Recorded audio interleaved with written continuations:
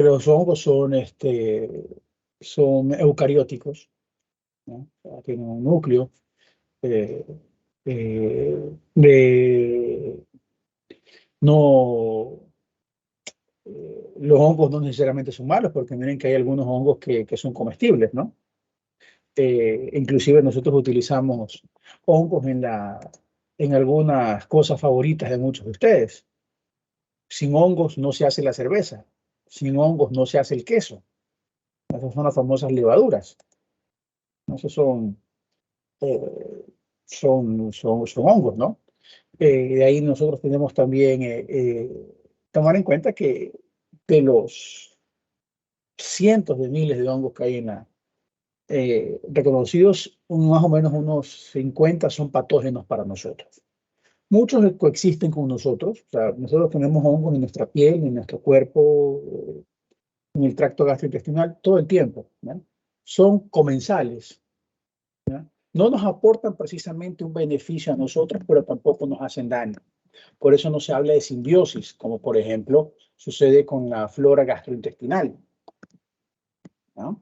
En la flora gastrointestinal hay una simbiosis, porque nosotros nos beneficiamos y las bacterias también. Pero con los hongos son más bien comensales, ¿no? Entonces, ellos son comensales para nosotros. Sin embargo, eh, cuando existen estas inmunodepresiones, personas normalmente enfermas, alteraciones inmunológicas de cualquier tipo, ¿verdad? Estos comensales se vuelven ya oportunistas. Comienzan a ser patógenos para nosotros, ¿no? Los diabéticos mal controlados, ¿no? Eh, eh, Cuando entras en un ambiente en el cual está lleno de hongos, por ejemplo, ustedes saben por qué eh, se hablaba de la maldición, eh, de las tumbas de los faraones.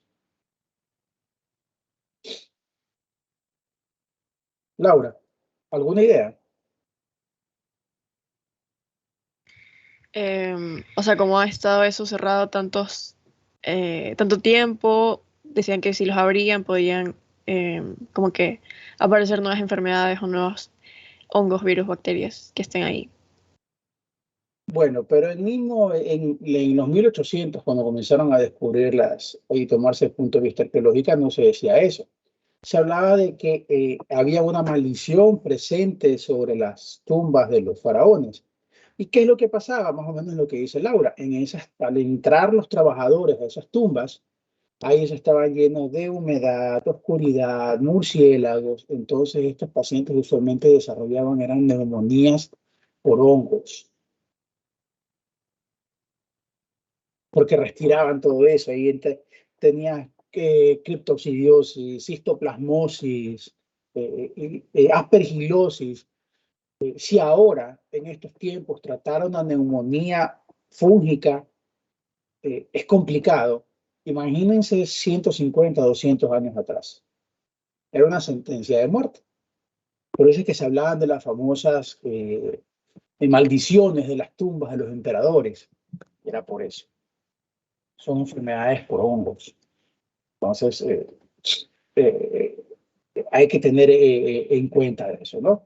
Usualmente los hongos que nos atacan, ¿no? Eh, eh, Básicamente tenemos nosotros en cuatro tipos, ¿no?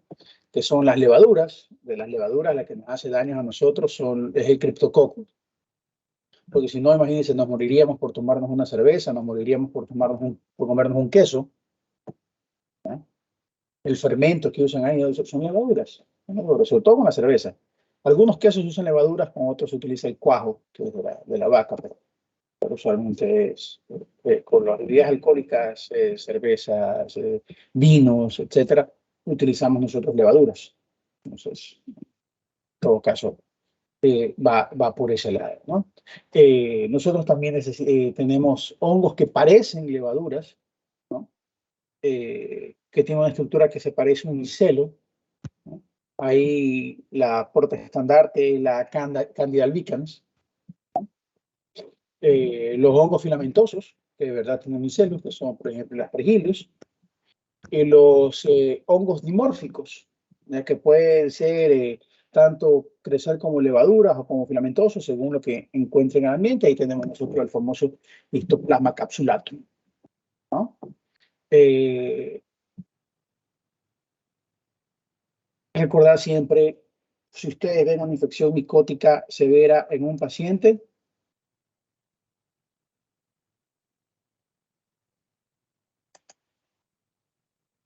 si ustedes ven una infección micótica en un paciente, piensen que probablemente están frente a un paciente inmunocomprometido. ¿No? Muy, eh, muy importante, ¿no? De ahí nosotros lo que más vamos a ver son las micosis superficiales, usualmente estas son las dermatomicosis y las candidiasis.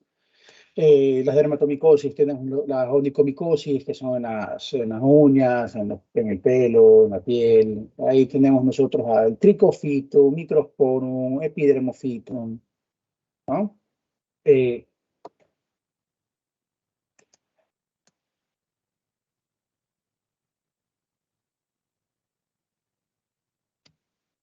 ¿Qué está pasando aquí?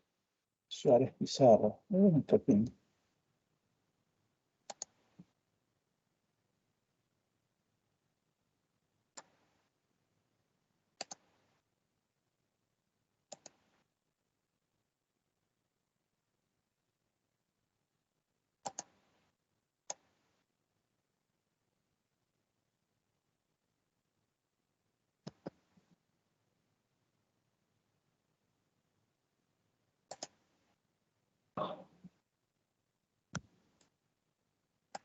Chicos, para que le comenten a sus compañeros, yo no tengo ningún inconveniente porque los que son del otro curso ingresen a la clase de hoy.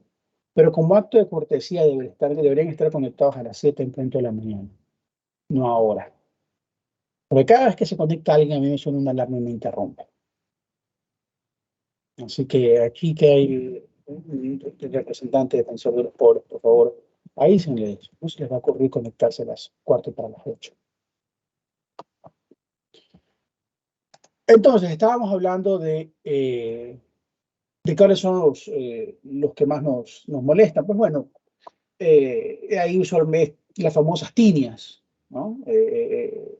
Las tinias es el nombre común o genérico que se le da a las micosis que usualmente tienen forma circular o lo que sea, que están ubicadas en los pliegues.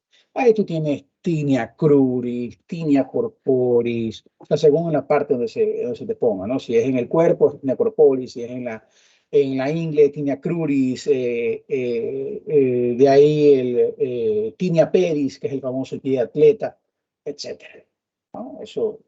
Estas son estas micosis superficiales. Usualmente, ya les digo, tricofito, microsporum o epidermofito. Son los más comunes, ¿no? Que causan estas infecciones superficiales, ¿no? De ahí también tenemos nosotros a las candidiasis superficiales, que son usualmente causadas en las mucosas. Esto se ve más en las mujeres, en la vagina o mucofaringia, ¿no? En la boca, ¿no?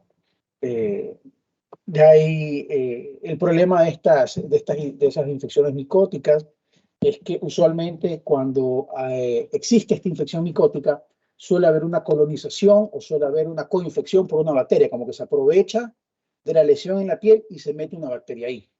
Entonces, por eso es que a veces ustedes inician el tratamiento combinado, tanto para una bacteria como para un hongo. ¿No? Es porque el hongo está metido ahí. ¿No? Perdón, es porque la bacteria se ha metido ahí. ¿No? O viceversa, ¿no? También puede ser una infección cutánea, empezada por una bacteria, pero de ahí se puede meter un hongo. O sea, usualmente suele haber esa coinfección, ¿no? Y bueno, y tenemos las sistémicas, que eso sí hay que tenerles mucho respeto. Son muy peligrosas, ¿no? Pueden provocar meningitis, endocarditis, neumonías, la famosa mucormicosis cerebral causada por el Rhizopus rhizopus. Eso es prácticamente mortal, ¿no? Una infección causada el Rhizopus, que ingresa por la nariz, causa una especie de sinusitis micótica, y eso atraviesa y llega hasta el cerebro. Eso casi siempre eso es mortal. Es lo que, no sé si ustedes vieron unas noticias hace algunos 3 o 4 meses que estaban hablando de que supuestamente la aparición de una nueva enfermedad acompañada con el COVID, que es la mucormicosis. Bueno, es esto, está causado por este hongo. Pero no es que es nueva, siempre ha estado ahí, no que se presenta más en pacientes inmunodeprimidos. Y como muchas veces, mejor dicho, como el tratamiento, lo único que está aprobado para mejorar la sobrevida con el COVID es utilizar corticoides, vas a provocar una inmunodepresión. Y en la India, que los niveles de salubridad son muy pobres, muy bajos, y este mucormicosis está presente en la tierra, en el polvo, en el piso, en la tierra, o sea, en la tierra fresca, de las calles, así como tierritas sembradas, todo eso, comenzó a aparecer con mucha incidencia, ¿no? Eso es potencialmente mortal, es característico. Aquí yo he visto un caso o dos cuando estaba hace más de 15 años atrás, cuando era estudiante. Lo vimos en pacientes diabéticos muy mal manejados, ¿no? Pacientes inmunodeprimidos. Recuerden que un mal manejo de la diabetes causa inmunodepresión y una mortalidad altísima, ¿no? Este de aquí, ¿no? ¿Qué más vamos a ver? Bueno, según donde vivas, también vas a ver ciertas infecciones sistémicas, ¿no? Los libros americanos hablan mucho de eso, pero es que ellos no viven en sistemas tropicales, ¿no? Entonces, en sistemas tropicales tenemos otro tipo de flora, de patógenos. Entonces, a veces podemos tener nosotros, por ejemplo, la gente que vive en climas muy húmedos, y con cavernas, a veces tienen histoplasmosis, ¿eh? Les provoca unas calcificaciones en los rayos X, etcétera, ¿no? Eh, También hay un problema ya a nivel nosocomial, es que los hongos pueden inclusive crecer en los catéteres o en las prótesis, ¿no? Entonces hay que tener mucho cuidado, sobre todo a la asepsia previa y al cuidado y el mantenimiento. Llámalo tú de una vía central, de una vía periférica, pacientes que vas a colocar una prótesis valvular, que vas a hacer una prótesis de cadera, vas a colocar una malla, lo que sea, ¿no? Porque ahí también pueden utilizar los hongos para crecer. Entonces hay que tener mucho cuidado, mucho ojo en lo que respecta a eso, ¿no? Eh, Ahora, para tratar todo esto, nosotros utilizamos pues, los famosos fármacos antifúngicos. Y los fármacos antifúngicos básicamente lo que van a hacer es van a actuar en algún paso o en algún punto de acción del ciclo de vida del hongo. Algunos van a actuar a nivel de la composición de la membrana celular. Recuerden que la membrana celular de los hongos usualmente tiene polisacáridos y ésteres grasos. Usualmente es el ergosterol, que es un primo del colesterol. Entonces, ya sea los antifúngicos, ya sea que van a alterar esta conformación de los polisacáridos, los glicanos o las chitinas que están ahí presentes, o va a atacar en algún punto de la síntesis del ergosterol o la fijación del ergosterol propiamente dicha en la membrana celular. Algunos van a actuar a nivel son antimetabolitos, o sea, van a actuar a nivel del ADN del hongo. Algunos van a actuar en el momento de la replicación, de cuando el hongo se va a dividir, ¿no? Porque va a afectar a los microtúbulos del mismo.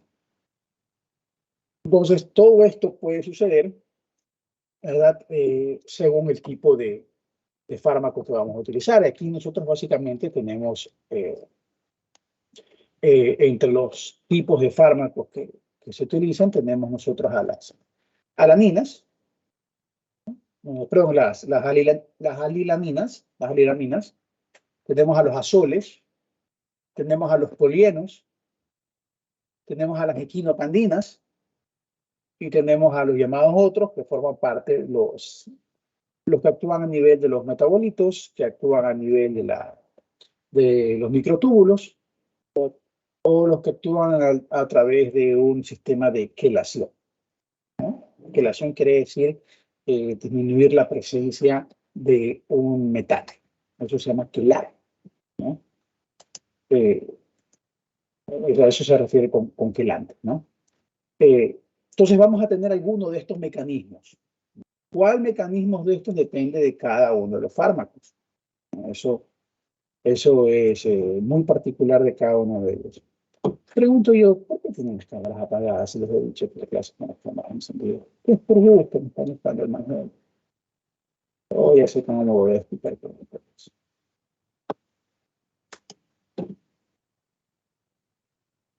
Luego ya sé cómo lo voy a explicar. Pero bueno, en todo caso, entonces, ¿dónde van a actuar cada uno de estos? Pues bueno, las alilaminas actúan en uno de los, a nivel de la escualeno epoxidasa. Los azoles usualmente actúan a nivel del planosterol 14-alfa de metilasa, ¿verdad? Y los polienos usualmente actúan ya directamente a nivel del ergosterol en la pared de la membrana celular del hongo. La flucitosina es un antimetabolito, eso va directamente a actuar a nivel del ADN. La grisotulbina es un inhibidor de los microtúbulos, o sea que evita la replicación del hongo, ¿verdad? La caspofungina, que son las equinocandinas, estos actúan a nivel de los glucanos y de las chitinas a nivel de la membrana celular. Tenemos varios tipos nosotros de fármacos, ¿no? Usualmente, ¿qué es lo que van a causar? Pues las alilaminas, al bloquear la síntesis van a bloquear a la escualeno epoxidasa, entonces van a evitar que el escualeno se transforme en epóxido de escualeno. Al bloquear este paso, ¿verdad? Ya no va a permitir que se produzca el ergosterol, entonces ya no va a permitir pues, que se produzca la membrana celular, ¿no? Entonces, al momento que se comienza a acumular el escualeno, ¿verdad? Eso es tóxico, entonces mata la célula al no haber suficiente ergosterol, no permite que la membrana celular sea lo suficientemente gruesa, lo cual aumenta la permeabilidad, lo cual hace que salgan los productos intracelulares y se muere, ¿no? Esto de aquí, podemos que saber, tiene esta acción fungicida de las alilaminas. Los azoles, que son de los más utilizados, aquí nosotros tenemos el famoso ketoconazol. Acuérdense del famoso ketoconazol. Estos van a actuar inhibiendo una enzima tipo citocromo, ¿no? Que es la nosterol 14-alfa desmetilasa. Este es una enzima tipo citocromo. Esta enzima se encarga de transformar el lanosterol en ergosterol, que es la parte ya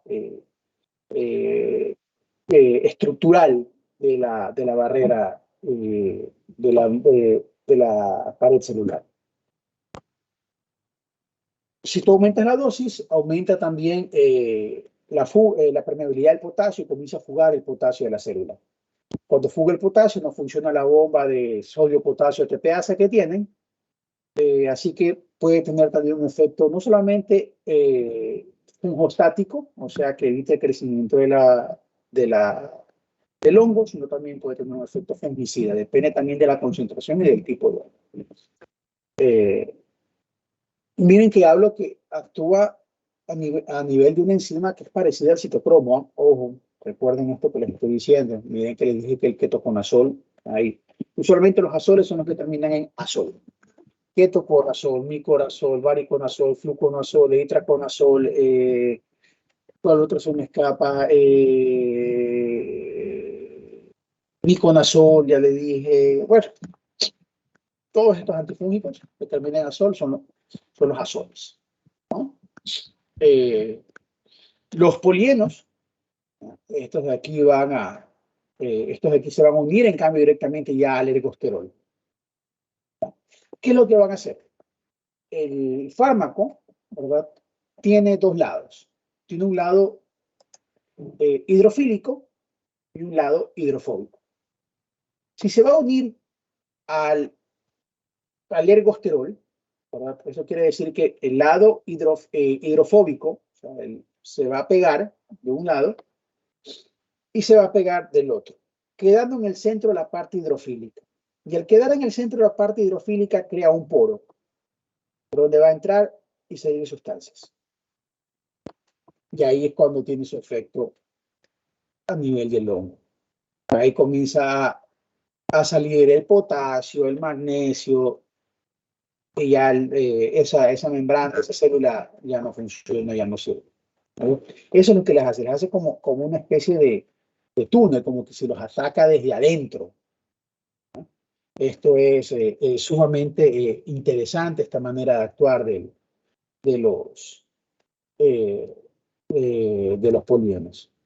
Aquí el campeón, por decirlo así, es la anfotericina B. La anfotericina B es el portaestandarte, es el campeón, es el que lleva la bandera cantante de los antifúngicos, de los primeros antifúngicos que utilizamos de manera intravenosa para estas micosis sistémicas, ¿no? Existe de dos maneras, existe en una fórmula convencional eh, eh, y a otra que se llama anfotericina liposomal o unida a lípidos. ¿Por qué se lo unen los lípidos? Pues cuando se lo une a lípidos, ¿verdad? Esta anfotericina liposomal, usualmente es menos tóxica, porque la anfotericina B, ya vamos a ver más adelante, es extremadamente tóxica para para el humano. Tienen una cantidad de efectos adversos que pueden ser cataclísmicos, que hace que el paciente a veces su condición, que ya está muy mal, pase a ponerse un poco peor inclusive. Pero esta esta liposomal, al unirse con estos lípidos, se teoriza de que la anfotericina B, al estar unido a estos lípidos, no va a interferir con el metabolismo del colesterol. Recuerden que nosotros también utilizamos lípidos, recuerden que nuestras membranas celulares son fosfolipídicas, ¿no? Mientras que la de los hongos es una mezcla de polisacáridos con lípidos. Entonces, al venir unido esta anfotericina B con estas moléculas lipídicas, evitaría, ¿verdad?, que interfiera con las membranas que tienen colesterol en nuestro cuerpo. Entonces, evitando o disminuyendo la toxicidad. Esto es, por eso es que cuando hay que utilizar anfotericina B, se prefiere la forma liposomal. El problema es que muchísimo más cara. Y aquí en Ecuador, difícil, porque no me gusta utilizar la palabra imposible, pero es muy difícil conseguirla por el Kushki. Es muy caro. Pero que entiendan que esto existe. A lo mejor ustedes van a estudiar afuera, en otra parte del mundo, y no van a quedar mal, pues bueno, que sepan que existe la liposomal, la anfotericina B liposomal, ¿no? Tanto así que por estos efectos adversos y lo que no se encuentra aquí en Ecuador usualmente cuando tenemos una micosis sistémica terminamos recurriendo a las equinocandinas. Es el otro grupo de fármacos que vamos a hablar. Y aquí nosotros cuando hablamos de las equinocandinas, usualmente son las que terminan en fungina. Caspofungina, micafungina, andilofungina. Esos son cuando ustedes escuchen que termina en fungina, usualmente son estos, ¿no? Eh, estas equinocandinas, ¿verdad? Que son antimicóticos sintéticos, ¿verdad? Eh, son usualmente modificaciones sintéticas de algo que se llama la equinocandina B, que es algo que se encuentra normalmente en un hongo, en el aspergillus. Recuerden algo también, que en la naturaleza, ¿verdad? Los hongos provocan mecanismos de defensa contra otros agentes y contra otros hongos. Porque si la comida está peleada, ¿verdad? Yo voy a buscar una manera de que solamente yo vaya por la comida. O se olvidan de dónde viene la penicilina, que mata las bacterias. Vino de un hongo, ¿no? Entonces, esta la quinocandina B, es derivada de la Aspergillus nidolensis. Nosotros la hemos tomado y hemos creado algo sintético, hemos modificado sintéticamente esta cocandina B para tener este grupo de fármacos. Aquí nosotros tendemos a la caspofungina, antilafungina, micafungina, todas estas. Eh, eh, así que no tomar en cuenta que esto es un derivado de ahí, ¿no? ¿Qué es lo que van a hacer las equinocandinas? Las equinocandinas van a bloquear una sintetasa de estos polisacáridos. Van a bloquear la beta 1,3 dextroglucan sintetasa. Al bloquear esto, evitas que se provoca la beta 1,3 dextroglucano, porque es una glucan sintetasa, obviamente el producto es el anterior, para saberlo por bioquímica. Entonces, al tener bloquear este polisacárido, ya pues pierde la estructura de la pared celular. Chapete. Acuérdense que cuando se rompen las paredes celulares, ya se muere, ¿no? Las había comenzado acerca de flucitocina, ¿verdad? Que es un precursor de la flucitocina, es un precursor también de algo que se utiliza para el cáncer, que es el 5-fluorouracilo. Esto va a interferir a nivel de la síntesis del ADN del hongo, puede ser bactericida o bacteriostático, ¿no? Nosotros vamos a también tener a la grisofulvina, que es uno también de los primeros antimicóticos orales que existió. Este va a bloquear a las tubulinas alfa y beta, al momento que comienza la división mitótica del hongo. Entonces ese hongo no se va a poder dividir. Recuerden que también en las células parte de la división celular es cuando comienzan a ver esos puentes en microtúbulos. ¿Sí se acuerdan de biología? Pues bueno. Eh, eh, Se le utiliza mucho la grisofulvina, sobre todo para las infecciones de pie, de manos, de uñas, de pelo, porque la grisofulvina tiende a depositarse en la queratina. Recuérdense que la queratina, nuestra piel, las células de la piel, las uñas, el pelo, bueno, no tengo pelo, pero eso, está hecho de queratina.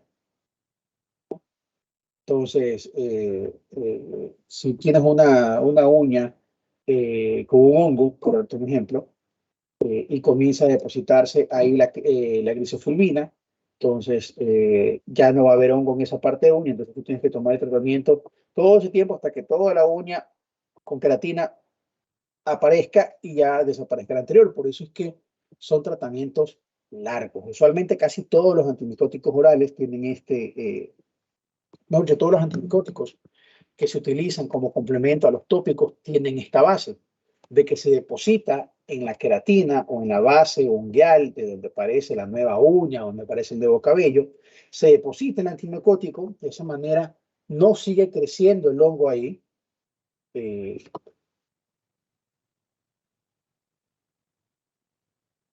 ¿Está bien, Romina? Sí, doctor, estoy bien. porque veo que está que se ríe, carcajada. Entonces, este depósito del antimicótico evita que el hongo siga progresando hacia la base de la uña, ¿verdad? Y comienza a avanzar, avanzar, avanzar, avanzar, avanzar, hasta que sale la uña con el hongo y queda solamente la uña limpia y curada.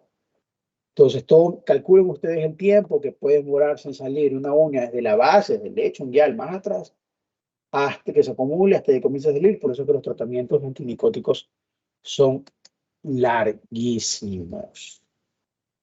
Larguísimos. Nosotros tenemos el famoso ciclopirox, que es lo que usualmente viene en estos productos, en estas lacas que se ponen en las uñas. Eso es ciclopirox. Estas lacas lo que hacen es actúan como quelantes del calcio, del hierro y del aluminio, así que ya alteran el metabolismo de las enzimas intrafúngicas y lo destruyen, ¿no? Entonces, ¿cuál vamos a utilizar en qué cosa? Pues bueno, que sepan ustedes que usualmente cuando tenemos nosotros diferentes tipos de formas en los hongos, pues nosotros vamos a tener diferentes opciones, ¿no? Cuando nosotros hablamos de levaduras, o sea, de criptococo, que el criptococo, que es lo que prácticamente produce casi siempre meningitis. Y esto es muy común en niños prematuros, ojo, niños prematuros, niños que nacen inmunodeprimidos, niños de madre con VIH que no tomaron el tratamiento antirretroviral en el último trimestre para evitar el paso del virus, ¿no? Personas que trabajan en cuevas, en minas, en lugares donde donde puede haber este hongo, Cryptococcus uniformes, usualmente causa una meningitis. Ya ustedes verán cuando vean clínica todo lo que implica una meningitis, los síntomas neurológicos, rigidez del cuello, fotofobia, alteraciones del estado de conciencia, convulsiones, si sigue progresando la enfermedad, puede haber un daño cerebral permanente, etcétera, etcétera, etcétera. ¿No? Por eso es que es tan peligroso una meningitis. Y aquí usualmente utilizamos la anfotericina B, la fluoxetosina o el fluconazol. ¿No? Pero para que vean ustedes que nos sirven básicamente para el criptococo, nos van muy bien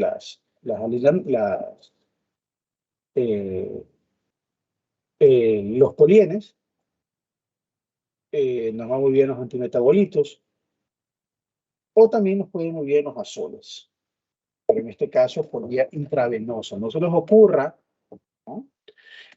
Para una enfermedad sistémica utilizar por vía oral. Para las micosis sistémicas, los tratamientos son intravenosos. Ojo, para las enfermedades severas, graves, sistémicas, los tratamientos son IV, no son orales.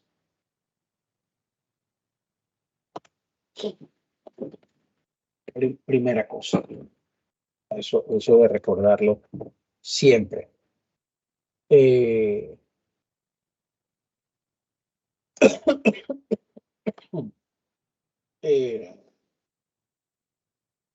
Cuando nosotros vamos a utilizar o nos enfrentamos a hongos parecidos a las levaduras, como la cándida, ¿no? Que pueden provocar estas candidiasis sistémicas. Cuando hay estas candidiasis sistémicas, nosotros utilizamos usualmente las equinocandinas, la anfotericina, el fluconazol o el variconazol por vía intravenosa.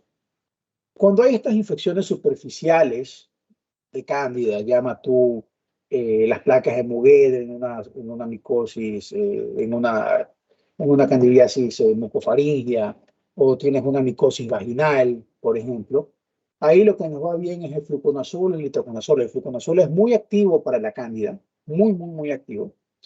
Inclusive cuando tienes una presencia de una candidiasis vaginal, se puede tratar con facilidad con una monodosis. O sea, das una sola vez la dosis del fluconazol y su efecto dura lo suficiente para acabar con la cándida. Y chao pescado. Y ojo, es bastante común que existan las candidiasis vaginales.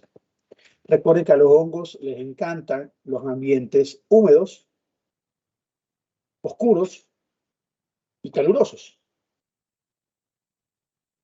Y la última vez que yo recuerde, la vagina es oscura, porque no es que precisamente está al sol, expuesta al sol. Es húmeda y es calurosa, porque está intracorpórea. No es como los testículos que están afuera. Entonces tiene todo para que creas que hay cualquier hongo. Por eso es que es bastante común las micosis en las mujeres, sobre todo cuando recién empiezan, las micosis es muy común en las niñas,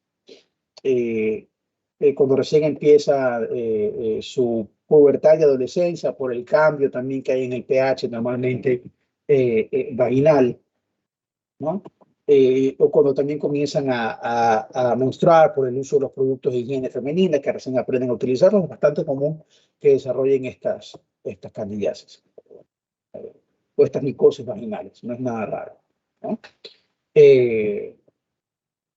Cuando nosotros ya tenemos hongos tipo filamentosos, que usualmente son ya, eh, eh, si atacan a la piel, en este caso los tricofitus, epidermofitus, microsporium, etc. Estos son los que causan caspa, tinea corporis, los que le llaman, ¿cómo es que le llaman en el campo estos? Ojo de pollo, puede ser, ¿qué llaman?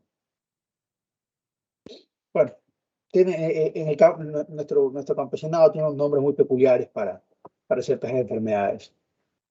A esto creo que le llaman el ojo de pollo, el nacido de pollo, no sé qué vaina de pollo. Usualmente son hongos. Y aquí nos va de maravilla cualquiera de los azoles, ¿no? El itraconazol, tanto por vía oral como por vía tópica. Va muy bien. De hecho, cuando se combinan las dos vías, actúa mejor. Actúa mucho mejor. Mucho mejor. ¿Ah? Aquí nos va muy bien los azoles, nos va muy bien las alilaminas, el famoso el amisil, que es terbinafina. Se han visto que se hace la propaganda en la televisión del amisil, ya es terbinafina, ¿no? Va muy bien para el tratamiento de este tipo de hongos, ¿no? Y la grisofulvina, como ya les había hablado, que la grisofulvina tiende a depositarse en la queratina, va muy bien para eso. La grisofulvina solamente está disponible oral, ¿no? El itraconazol de terbinafina se está disponible oral y por vía tópica. Pero también de estos hongos filamentosos tenemos al Aspergillus. Eso es peligrosísimo. Aquí, para una aspergilosis, nosotros tenemos a la anfotericina, la caspofungina, el variconazol o cualquiera de los otros azoles. Pero el Aspergillus sí es. Antes era bastante común ver estas enfermedades micóticas pulmonares en las personas que trabajaban en los bancos. ¿Sabían? Sobre todo en la gente que trabajaba en los bancos y en el Banco Central, porque era la gente que contaba mucho dinero. Y ellos, por estar en el papel moneda, ahí había muchos hongos, sobre todo Aspergillus, y ellos tenían esas neumonías por Aspergillus. Y que me voy a olvidar que yo vi un paciente que trabajaba en esa época en el Banco Central del Ecuador, en terapia intensiva, por una neumonía por Aspergillus, una neumonía micótica. Trabajador del Banco Central del Ecuador. Nunca me voy a olvidar de eso. Entonces, es muy común ver a la gente que trabaja en bancos, sobre todo contando dinero. Ya ahora cada vez se cuenta menos dinero, porque ustedes ven que el cajero coge la plata, la pone ahí en el aparatito, y cada vez usa menos efectivo, ¿no? Pero que que sepan que eso puede pasar. Es bastante común en la gente que cuenta dinero, ¿no? Eh, y en estos hongos dimórficos, pues llama tú histoplasmosis, coccidiomicosis o blastomicosis. Usualmente se usa itraconazol o anfotericina. Son bastante utilizados para esto, ¿no?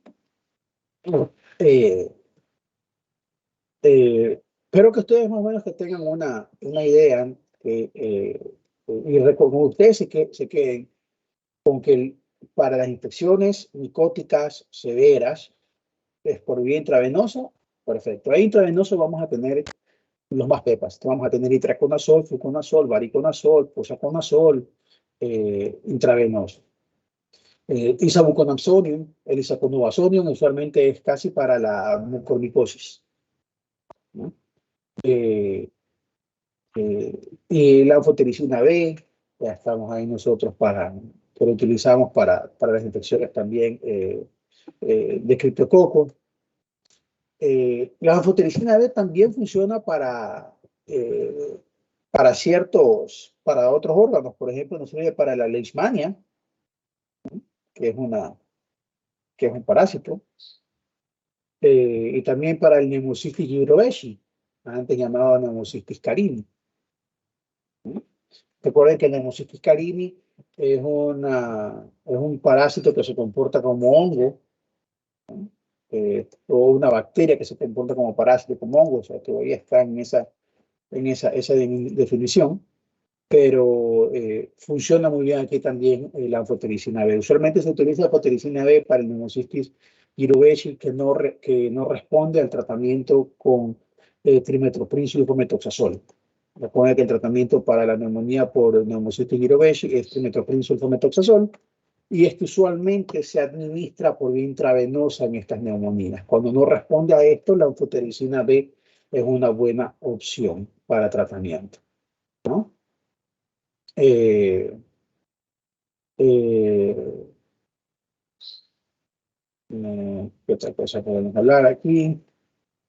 Eh, eh, que sepan que las equinocandinas, eh, llama tú caspofungina, mirofungina, andilofungina, su espectro de cambio es bastante estrecho. Usualmente se los utiliza solamente para las infecciones, ya sea por cándida o por aspergillus. No se los utiliza para nada más porque no funcionan nada más. Mientras que la anfotericina B es bastante amplio el espectro, lo mismo que los azoles, tiene un espectro bastante amplio. Miren que los azoles pueden utilizarse para ectoplasmosis, para coccidiomicosis, blastomicosis, coccidiomicosis, esporotricosis, para cándidas. Entonces, esto no sucede con las equinocandinas, solamente para cándida y aspergillus, ¿no? Usualmente son fármacos de segunda línea, o cuando por algún motivo no podemos utilizar los azoles o o la anfotericina B, o requieres utilizar un tratamiento en sinergia. La caspofungina usualmente se la puede administrar junto con el variconazol o con la anfotericina B. Nosotros, ¿dónde vamos a ver estos casos? Usualmente en pacientes que están en las unidades de cuidados intensivos, ¿no? Porque un paciente que está con una infección micótica es un paciente que usualmente está inmunodeprimido y está en muy malas condiciones. Y a veces en las unidades de cuidados intensivos suelen adquirir otro hongo también oportunista. Entonces, por eso a veces hay que utilizar la combinación de dos tipos de fármacos. Y también con esto viene pues, los efectos adversos, que es lo que nos limita mucho a nosotros, ¿no? Hay algunos que tienen efectos adversos que no son tan severos. Por ejemplo, cuando nosotros hablamos de los efectos adversos de la terbinafina, o sea, de las alilaminas, usualmente suelen estar en relación con dolor de cabeza, diarrea, dispepsia, ¿no? A veces es muy raro encontrar rash, eh, y muy rara vez hay elevación de las transaminasas, ¿no? pero se prefiere evitar la terbinafina en pacientes que ya tienen una alteración hepática, ¿no? La terbinafina actúa a nivel del citocromo del 2 de 6, así que puede cambiar un poquito de interactuar con los antidepresivos tricíclicos, con los inhibidores de la recaptación de serotonina. Así que hay que tener mucho cuidado. También a nivel local puede causar un poquito de irritación tipo quemazón, picazón también, así que hay que tener, eso es bastante común cuando se comienzan a utilizar los tratamientos locales. Los azoles, como les había mencionado, actuaban a nivel de citocromo del hongo, pero también inhiben los citocromos hepáticos, inhiben el citocromo P450. Recuerde que inhibía el citocromo P51 de los hongos, acá en el humano también inhiben el P450 y sobre todo el 3A4. Todavía, ¿cuál? El citocromo que más se utiliza para el metabolismo de otras drogas. Y ahí son inhibidores potentísimos los azoles. Así que hay que tener cuidado si el paciente, imagínense, un paciente, se los pongo de esta manera. Un paciente tiene un recambio valvular. Ok, vamos a ponerlo de esta manera. Paciente diabético, hipertenso, que le hicieron un recambio valvular. Este paciente, como es diabético, hipertenso y con recambio valvular, toma warfarina, es un anticoagulante, que ya lo saben ustedes bien, toma sulfonidurias, toma glibenclamida para controlar su diabetes, con metformina, toma simvastatina para manejar sus niveles de lípidos, ¿verdad? Y resulta que como se controla mal el azúcar, terminó con una inmunodepresión, hizo una neumonía por hongos. Y resulta que el señor toma warfarina. Y tú tienes que darle un azol por vía intravenosa. ¿Qué hay?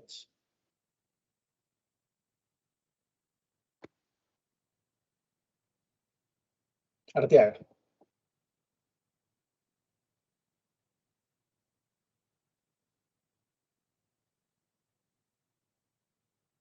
Okay. Rosero. Doctor, tengo mal wifi, lo escucho súper cortado.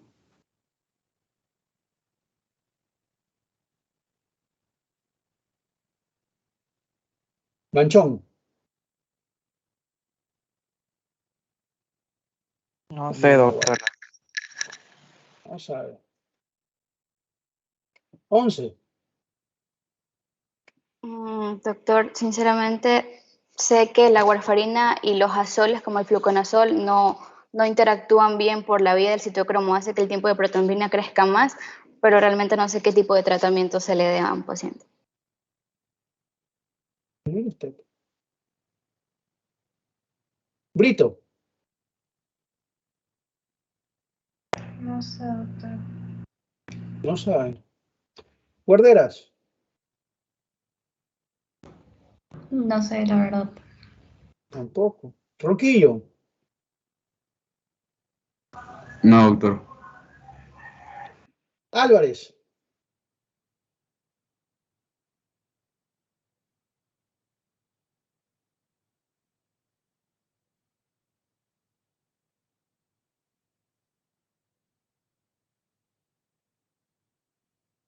Álvarez. Nada.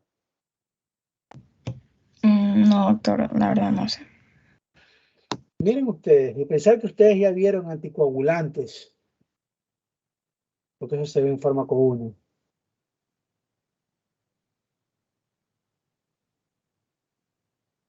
Pero bueno, me imagino que es complicado cuando se se tiene clases tan temprano, se ve acostado sobre la cama. Chicos, ustedes ya vieron esto, que es lo más triste. Ustedes ya vieron las heparinas de bajo peso molecular, porque eso se ve en farmacología 1. Ahí se ve anticoagulantes, antiagregantes plaquetarios. Y en anticoagulantes ustedes ya saben las vías de la cascada de la coagulación y ya saben a dónde actúa la warfarina.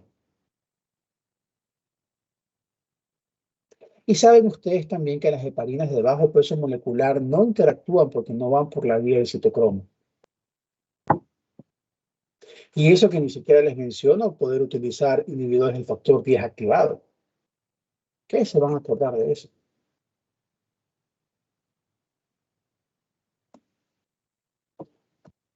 Y eso ya lo vieron ustedes. Entonces la solución no es cambiar el antimicótico porque el paciente no tiene muchas opciones. Sí puedes cambiar el anticoagulante.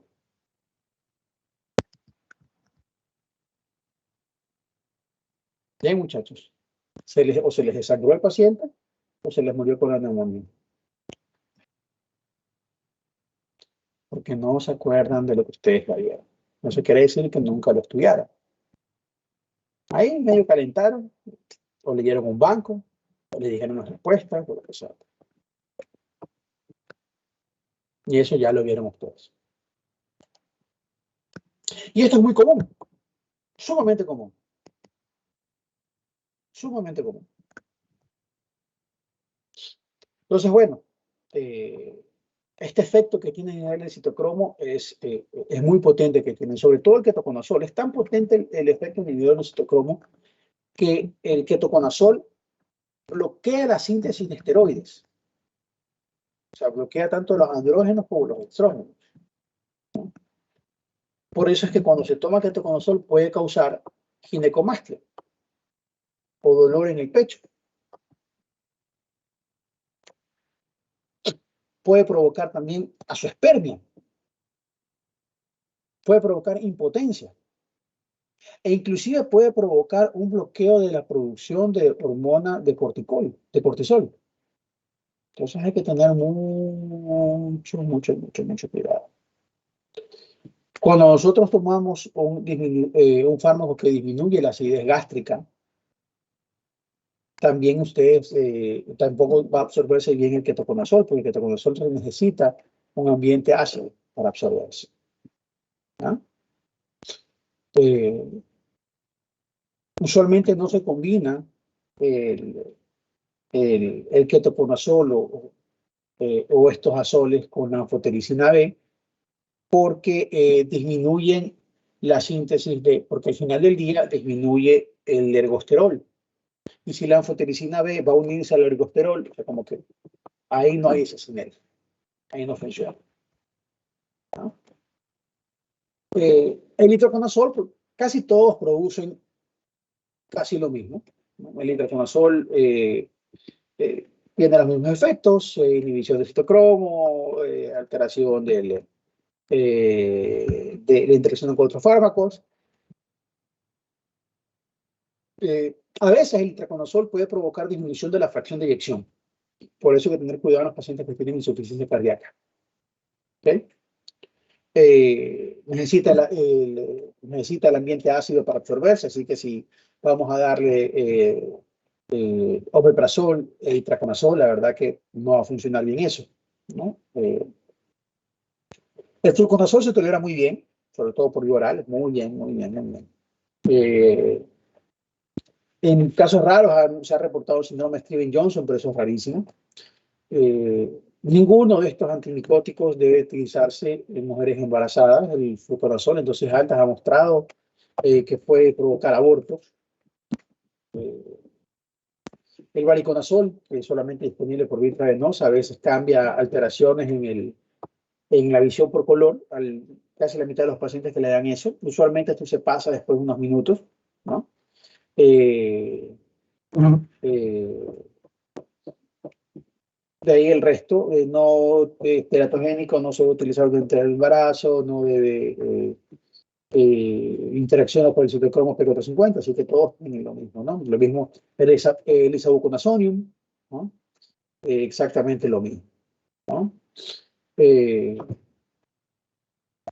La anfotericina B, pues, escalofrío, fiebre, dolor de cabeza, vómitos, dolor al sitio de inyección, hipotensión, hipertensión, liberación de citoquinas inflamatorias.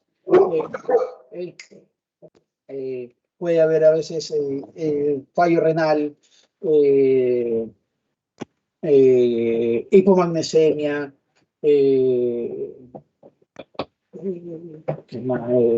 acidosis tubular, eh, eh, ¿qué más? Supresión de la médula ósea, o sea, te puede provocar una anemia aplásica,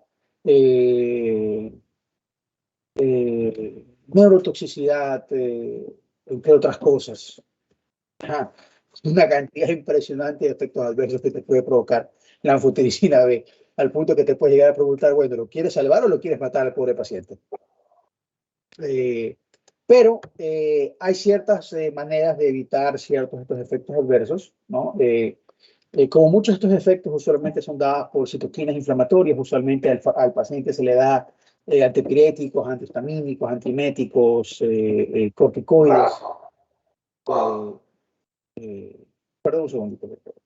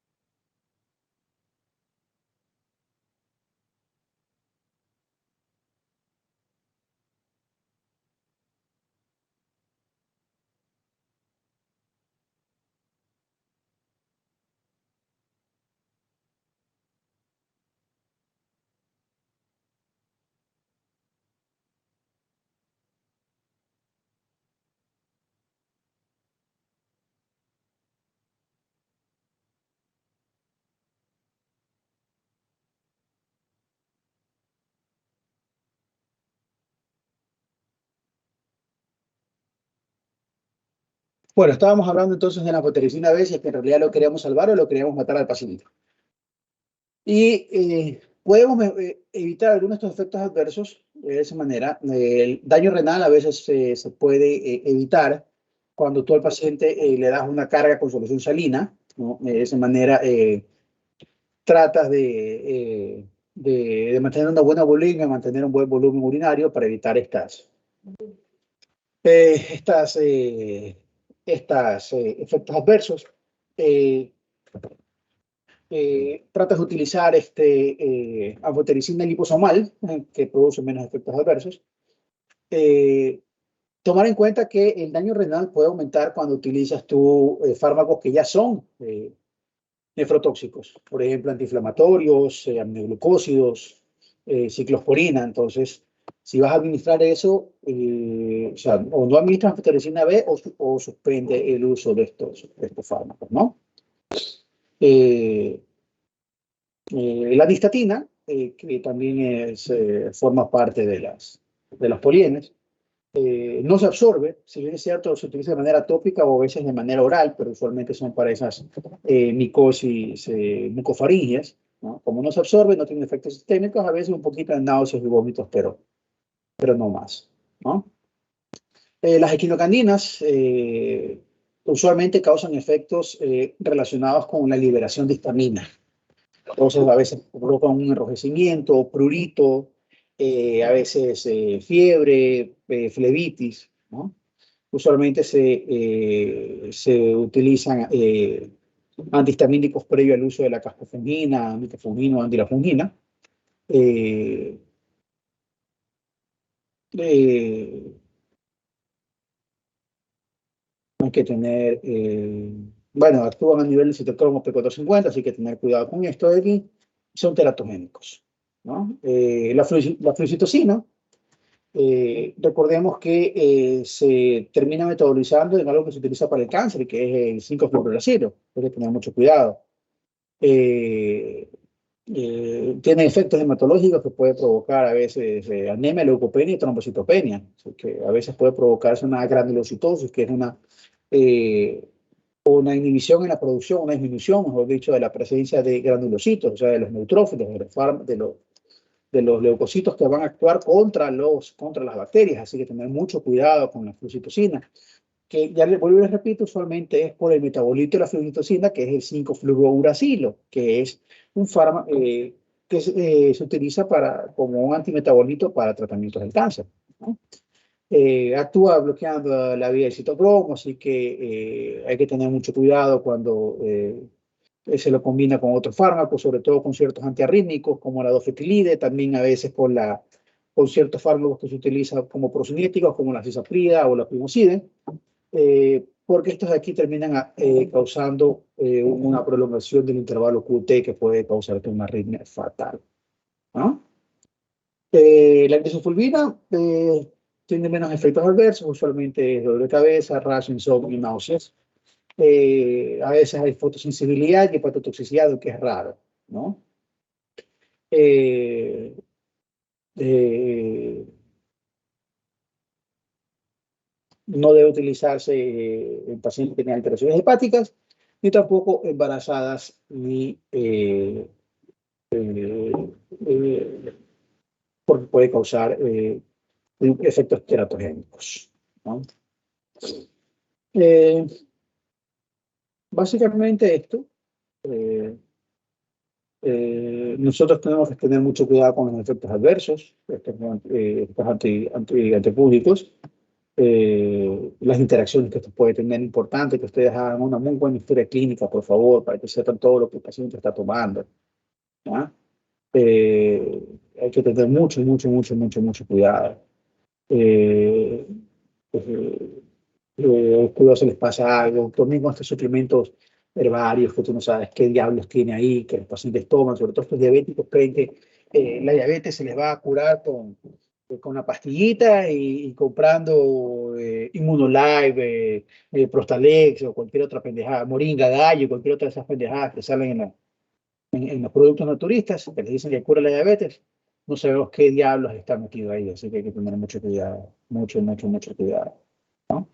Eh, eh,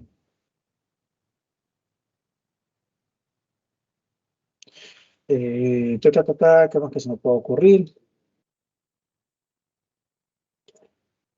Cuando vean un paciente que sospechen de una micosis, ya sea sistémica o una micosis superficial extremadamente diseminada o extensa, piensen que el paciente puede tener alguna inmunodepresión. ¿Ok? Inmunodepresión. Tengan mucho, mucho, mucho cuidado, ¿no? Eh, Recordar que cuando ustedes administran algún tipo de antimicótico, no debería administrarse en conjunto con eh, con ni con ranitidina ni con omeprazol, porque dependen de esa acidez, sobre todo los azoles, dependen de esa acidez para poder absorberse. ¿Ok? Con eso, chicos, ¿alguna duda?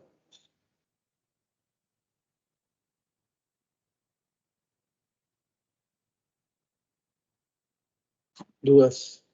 No hay dudas.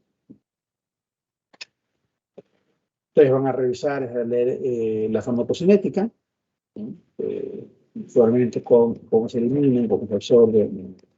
Ya no es tan complicado, sobre todo